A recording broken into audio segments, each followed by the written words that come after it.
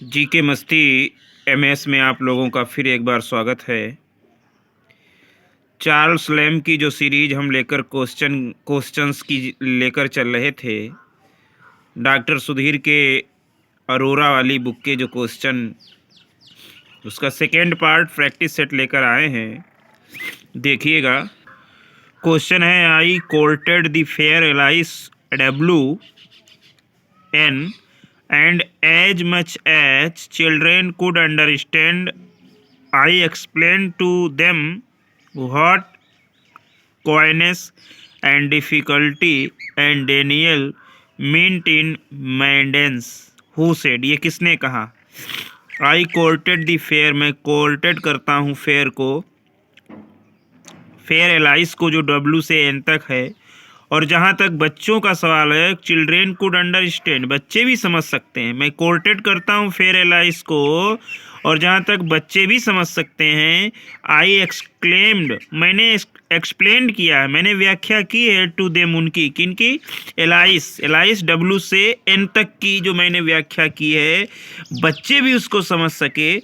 और मैंने उसकी व्याख्या भी की कि व्हाट कॉयनेस, क्या कॉयनेस है, क्या कठिनाई है, और क्या डेनियल है, क्या ठुकराव है। मिंट इन मेडेंस में, मतलब मेडेंस में क्या कॉयनेस है, क्या कठिनाई है, और क्या डेनियल है, मैंने इसका व्याख्यान किया है। बच्चे भी जहाँ तक है इसको समझ सकते हैं। और मैंने इसको कोर्टेड किया है, किसको? फेयर एलाइस को, डब्ल्यू से एन तक। तो ये कहा है इन्होंने लैम्ब ने ड्रीम चिल्ड्रेन में। 32, his great and dear sprite haunts me, उसकी महान और प्यारी आत्मा हॉन्ट्स करती है मुझको। I can not think a thought, मैं कोई विचार नहीं सोच सकता। I can not make a criticism on man, और ना ही मैं उस पर कोई आलोचना कर सकता, ना तो उसकी बुक पर, विदाउट एन इन्फ्लुएंशियल टर्निंग, ना ही बिना, ना तो उसकी आत्मा, उसकी महान और प्यारी आत्मा हमको हांट्स करती है, ना तो मैं कोई एक विचार सोच सकता हूँ, ना तो मैं कोई आलोचना कर सकता हूँ उस पर और उसकी किताबों पर, बिना इन इफेक्चुअल टर्निंग के, उसको करते हुए, मतलब बिना इन इफेक्चुअल टर्निंग करते हुए उसको, ना तो उसकी किताबों पर, ना तो उसके जो पात्र हैं उस पर आलोचना कर सकता हूँ, ना ही कोई विचार सोच सकता हूँ। इतना उसकी महान और प्यारी आत्मा ने हांट्स किया है मुझको। आगे और भी लिखा है, who was the touch stone of all my cogitations, वह पूर्ण रूप से टच नहीं किया जा सकता, touch stone of all my cogitation. He was a Grecian, वह एक ग्रेसियन था। क्रिस्ट हॉस्पिटल में, वेयर माने जहाँ, आई वाज डिप्टी ग्रेसियन, जहाँ वह एक ग्रेसियन था, जहाँ मैं डिप्टी ग्रेसियन था। क्रिस्ट हॉस्पिटल में वो ग्रेसियन था और जहाँ मैं डिप्टी ग्रेसियन था। And the same subordinate and defence to him I have preserved through a life long acquaintance who said, ये किसने कहा है? उसकी महान और प्यारी आत्मा हमको हांट्स करती है, ना तो मैं कोई विचार उस पर सोच सकता हूँ, ना तो मैं कोई आलोचना कर सकता हूँ उसकी किताबों पर, बिना इनफेक्चुअल टर्निंग के, उसको, उसी को पढ़, उसकी बुद्धि के बिना, ना तो, मतलब जब वो चाहेगा तभी कर सकते हैं, वरना बिना उसके चाहे इनफेक्चुअल टर्निंग, बिना उसके इनफेक्चुअल टर्निंग के मैं उसकी किताबों और आदियों पर कोई आलोचना भी नहीं कर सकता हूँ। वह एक टच स्टोन है ऑफ ऑल माई कैजिटेशन में, मेरी कैजिटेशन के सभी टच स्टोन है। ही वाज ए ग्रेसियन, वह एक ग्रेसियन था क्रिस्ट हॉस्पिटल में, जहाँ वो ग्रेसियन था क्रिस्ट हॉस्पिटल में, वहाँ मैं डिप्टी ग्रेसियन था। और सेम सबॉर्डिनेशन था हमारा, उनका वह सेम कार्य था। एंड डिफेंस टू हिम, वो हमको डिफेंस करता था। आई have preserved through a life long, ये किसने कहा है? तो ये लैम्ब साहब ने डेथ ऑफ कॉलरिज जो उनकी रचना है, ये जो है, ये कहा है लैम्ब साहब ने, डेथ ऑफ कॉलरिज, मतलब कॉलरिज के लिए ही कहा है, सैमुअल टायलर कॉलरिज के। अगला क्वेश्चन है, lamb is silent about a person, identify the person. Lamb जो है पूर्ण रूप से मूक हैं किस व्यक्ति के बारे में, मतलब कहीं भी उस व्यक्ति का वर्णन नहीं करते हैं अपनी रचनाओं में, अपनी माता का, अपने पिता का, या अपनी प्रेमिका का। तो आंसर नंबर ए सही है। अपनी माता का वर्णन वो कहीं भी नहीं करते हैं और अपनी माता के बारे में वो पूर्ण रूप से मूक हैं। Next question, God had preserve to me my senses, I eat and drink and sleep and have my judgement, I believe very sound, who wrote these words. ये शब्द किसने लिखे? ईश्वर ने हमारे भावों को जिंदा रखा, मैं खाता हूँ, पीता हूँ और सोता हूँ, और मेरे पास निर्णय है, मेरे पास विश्वास है, वेरी साउंड, अच्छी तरीके से। ईश्वर ने मेरे भावों को जिंदा रखा, जिससे मैं खाता हूँ, पीता हूँ, सोता हूँ, और मेरे पास निर्णय और विश्वास करने का बहुत जज्बा है। ये लाइन लिखी है लैम्ब ने ए लेटर टू वर्ड्सवर्थ में लिखा है, या ए लेटर टू किड्स में लिखा है, या लेटर टू कॉलरिज में लिखा है। तो ये लैम्ब ने लिखा है, Lamb in a letter to Coleridge. Coleridge साहब को जब खत लिखा था तो उसमें इन्होंने लिखा था कि ईश्वर ने हमारे भावों को प्रिजर्व कर रखा है, मैं खाता हूँ, पीता हूँ और सोता हूँ, और मेरे पास न्याय करने की शक्ति है, विश्वास करता हूँ, वेरी साउंड, बहुत ही अच्छी तरीके से मैं विश्वास भी कर सकता हूँ। तो ये लिखा था कॉलरिज के खत में। नेक्स्ट है, I missed the his kindness, मैंने उसकी दया जो थी उसको मिस कर दिया, नहीं उसका लाभ ले पाए। And I missed his crossness, और उसकी क्रॉसनेस को भी मिस कर दिया।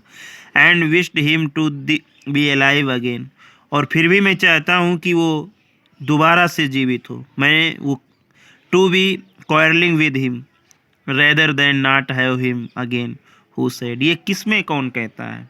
कितनी अच्छी लाइन है। मैंने उसकी दया को मिस कर दिया, नहीं उसकी हम दयालुता का पात्र नहीं बन सके, मैंने उसकी क्रॉसनेस का पात्र नहीं बन सके, और फिर भी मैं आशा करता हूँ कि वो दोबारा से जीवित हो और दोबारा से हमारे साथ लड़े। मतलब यद्यपि हमारा उसके साथ झगड़ा रहता था, लेकिन फिर भी मैं चाहे उसकी दया हम नहीं पा पाए, उसका क्रॉसनेस नहीं उसे कर पाए, फिर भी हम चाहते हैं कि दोबारा से वो जीवित हो और हमारा उनका फिर से झगड़ा हो, rather than not have him again, वो दोबारा से हो। तो ये किसने कहा है? तो लैम साहब ने ड्रीम चिल्ड्रेन में कहा है, या साउथ हाउस में कहा है, या पुअर रिलेशंस में कहा है? तो ये बात कही गई है लैम साहब ने ड्रीम चिल्ड्रेन में कहा है, मैंने उसकी दया को मिस कर दिया, मैंने उसकी क्रॉसनेस को मिस कर दिया, और चाहता हूँ कि वो दोबारा से जीवित हों, दोबारा से हमारे साथ लड़े, rather than not have him again. मैं इससे ज़्यादा और कुछ नहीं चाहता। आगे हैं 36, we are not of Alice, हम एलाइस नहीं है, नॉर ऑफ थी, ना तो तुम हो, nor are we children at all, ना और हम लोग बच्चे नहीं हैं, the children we children at all, the children of Alice call Bertram father, और एलाइस के जो बच्चे हैं वो पुकारते हैं बर्ट्रैम फादर। क्या पुकारते हैं? बर्ट्रैम फादर। हम एलाइस नहीं हैं और ना तो तुम हो, और फिर भी बच्चे तो सभी हैं, और वो बच्चे एलाइस के जो बच्चे हैं वो क्या पुकारते हैं? बर्ट्रैम फादर। वी आर नथिंग, हम कुछ नहीं हैं, लेस देन नथिंग, और मतलब नथिंग से भी हम नथिंग नहीं हैं, एंड ड्रीम्स, और विचारों में भी हम नहीं है। We are only what might have been and must wait upon the tedious shores of Lethe millions of age before we have existence and a name. ये किसने कहा है? तो ये कहा है लैम्ब ने ड्रीम चिल्ड्रेन में। क्या कहा है? We are not of Alice nor of thee, nor are we children at all, the children of Alice call Bertram father, we are nothing less than nothing, and dreams we are only what might have been and must wait upon the tedious source of lethe millions of ages before we have agents and a name। तो ये lamb ने dream children में कहा है। Lamb's style is inseparable from his humours, Lamb की जो शैली है वो उसके सम्मान से अलग है, जिस तरीके से वो ह्यूमर उसका है उससे वो अलग है।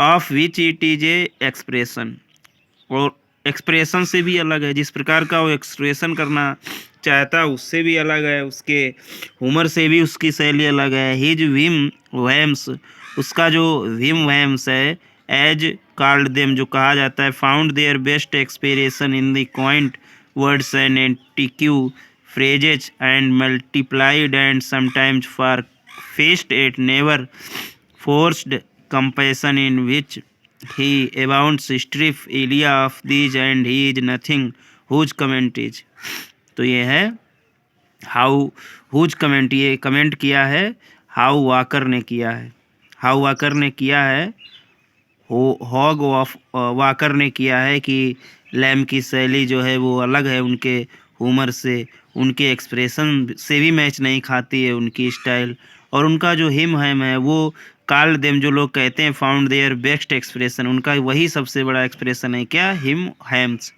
इन दी क्वाइंट वर्ड्स, कुछ शब्दों में, एंड एंटीक्यूम फ्रेजेज, कुछ शब्द और कुछ शब्दांश में जो दिखता है वही उनका एक्सप्रेशन है, multiplied and sometimes far fetched at never forced compassion in which he abounds strip Elia of these and he is nothing, वह स्ट्रिप ऑफ इलिया में से स्ट्रिप है लेकिन फिर भी कुछ नहीं है। अगला question 38, in everything that related to science, प्रत्येक वस्तु जो विज्ञान से संबंधित है, I am a whole encyclopedia behind the rest of the world, और मैं संपूर्ण शब्दकोश हूँ विश्व के लिए, विश्व के पीछे, मतलब प्रत्येक वस्तु जो साइंस से रिलेटेड है मैं उसका शब्दकोश हूँ behind the rest of the world. I should have scarcely cut a figure among the franklins or country gentleman in King John's days, मतलब प्रत्येक वस्तु जो साइंस से रिलेटेड है मैं उसका संपूर्ण इंसाइक्लोपीडिया हूँ behind the rest of the world. I should have scarcely cut a figure among the franklins or county gentleman in King John's days, तो ये कहा है लैम्ब ने in the old and the newspaper में, ये कहाँ कहा है, the old and the new school master में उन्होंने कहा है कि प्रत्येक वस्तु जो साइंस से रिलेटेड है मैं उसका संपूर्ण विश्व शब्दकोश हूँ सिवाय the rest of world. I should have scarcely cut a figure among the franklin or country gentleman in King John's days. अगला है 39 है, आई हैव नो ईयर, मेरे पास कोई कान नहीं है, मिस्टेक मी नॉट, और mistake me not reader nor imagine that I am by nature destitute of those exterior twin appendages hanging ornaments and handsome volutes to the human capital, where do these lines appear, ये लाइन कहाँ दिखाई देती है, मेरे पास कोई कान नहीं है, और मिस्टेक मी नॉट, ना तो मेरे पास कोई मिस्टेक है, रीडर ना इमेजिन, ना तो पाठक है ना तो कल्पना है, मेरे पास कान नहीं है, मिस्टेक नहीं है मेरे लिए, और ना ही मेरे पास कोई मुझको पढ़ने वाले हैं, ना मेरे पास कल्पना है, जो आई एम बाई नेचर प्रकृति के द्वारा destitute of these exterior twin appendages hanging ornaments, और मेरे पास लटकते हुए ऑर्नामेंट्स नहीं है, and handsome volutes to the human capital, जो मानव की पूंजी होती है वो ऑर्नामेंट्स भी नहीं है, मैंने कुछ मिस्टेक भी नहीं है, रीडर भी नहीं है, इमेजिन भी नहीं है, मेरे पास स्वभाव से कुछ भी नहीं है, जो एक्सटीरियर जो बाहरी होता है टॉइन अपेंडेंस और आभूषण होते हैं वो कुछ भी नहीं है। ये कहाँ लिखा है, तो लैम साहब ने इसको एक चैप्टर ऑन ईयर्स पे लिखा है, ये चैप्टर ऑन ईयर्स पे लिखा है। अगला now there are some things, अब there are some things which give no offence while implied or taken for granted merely but expressed there is much offense in them who said, ये line किस में कही गई है, now there are some thing which give no offence while implied or taken for granted merely but expressed there is much offense in them, तो ये लाइनें कही गई हैं लैम ने ए बैचलर कंप्लेंट में लिखा है, ए बैचलर्स कंप्लेंट में इनकी लाइन है, यहाँ कोई भी वस्तु नहीं है जिससे गिव माने कोई ऑफेंस दे सके, जबकि इम्प्लाइड टू टेकन और for granted merely but express there is much offence in them. अगला है 61, who preferred Lamb the critic to Lamb the essayist, किसने कहा है लैम्ब जो है क्रिटिक है लैम्ब के लिए, Lamb the critic to Lamb the essayist, ये कहा है प्रोफेसर ओलिवर एल्टन साहब ने कहा है Lamb the critic to the Lamb the essayist, Lamb the critic to Lamb the critic essayist, ये कहा है किसने, प्रोफेसर ओलिवर हिल्टन साहब ने। अगला लिखा है who road specimens of English dramatic poets. तो ये specimens of English dramatic poets की रचना जो है लैम साहब ने की है। किसने की है? Specimens of English dramatic poets की रचना जो है लैम ने की है। 43 वाला option. Lear is essential impossible to be represented on the stage. Lear जो है किंग लियर के बारे में बताया गया है, मुख्य रूप से इम्पॉसिबल है, असंभव है to be represent on the stage. मतलब जो किंग लियर है उसको स्टेज पर प्रदर्शित करना मुख्य रूप अगर देखा जाए तो असंभव है। ऑन दी स्टेज, स्टेज पर वी सी नथिंग, हम कुछ नहीं देखते हैं, but corporal infirmities and weakness the importance of rage. While we read it, we see not Lear, but we are near him. We are in his mind. We are sustained by a grandeur which baffles the malice of daughters and storms. In the aberrations of his region, we discover a mighty irregular power of reasoning. Whose comment in this about King Lear? ये King Lear के बारे में किसने रचना की है, लिखा है? तो चार्ल्स लैम ने लिखा है कि लियर को स्टेज पर प्रदर्शित करना एक तरीके से असंभव है। स्टेज पर हम देखते हैं कुछ भी नहीं, किंग लियर के बारे में देखते हैं, लेकिन कॉर्पोरेल इन्फ्रीट एंड वीकनेस, उसकी कमजोरी और उसकी जो कॉर्पोरेबल इन्फ्रीमिटीज है, जो प्रशासन की जो क्षमता है, दी इम्पोर्टेंस और रेज, वो भद्दी दिखाई गई है। जबकि वी रीड इट, लेकिन भद्दी दिखाई गई लेकिन फिर भी हम उसको पढ़ते हैं।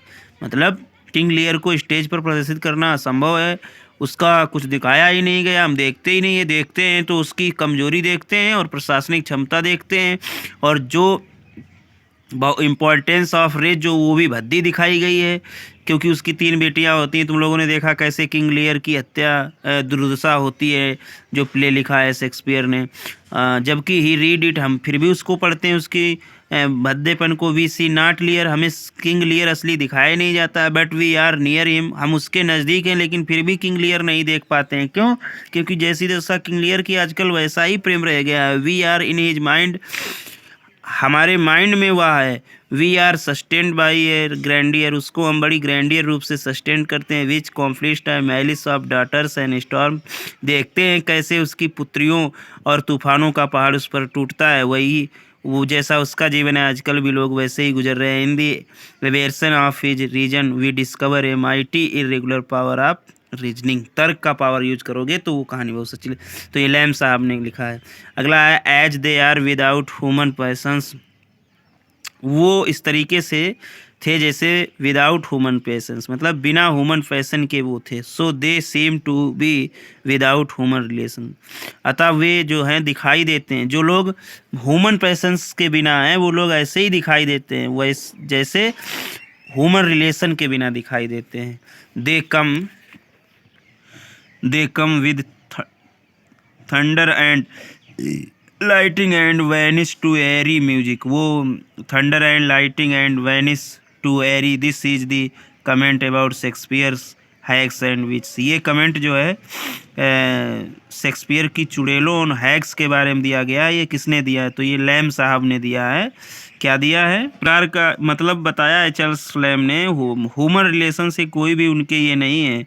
विदाउट थंडर और lightning and vanish to airy music, ना ही एरी म्यूजिक के, ना ही वैनिश के, ना ही लाइटिंग के, ये मानवीय स्वभावों से, मानवीय संबंधों से कुछ अलग जैसे मालूम होते हैं उनके हैग्स और विट्स, ये चार्ल्स लैम साहब ने कहा है। अगला है who authored the essay artificial comedy of the last century, मतलब artificial comedy of the last century जो है वो किसने लिखी है? तो लैम साहब ने लिखी है। आगे है as a stylist he does walk in the past gathering to himself the pleasant tricks and mannerisms of bygones writers, just as a girl plucks flowers in statelily that blend with her looks and carriage. The blossoms are culled from other men's gardens, but their bleeding is a lamb's own. His style is a mixture certainly of many styles, but a chemical not a mechanical mixture. ये comment किसने किया है? ये comment किया है Compton Rickett ने. क्या? As a stylist he does walk in the past gathering to himself the pleasant tricks and mannerism of bygone writers, just as a girl plucks flowers instinctively that blend with her looks and carriage. The blossoms are culled from other men's gardens, but their blending is all lamb's own. His style is a mixture certainly of many styles, but a chemical not a mechanical mixer. ये Compton Rickett ने कहा है. अगला है it is in prose में कि Lamb the poet is to be found.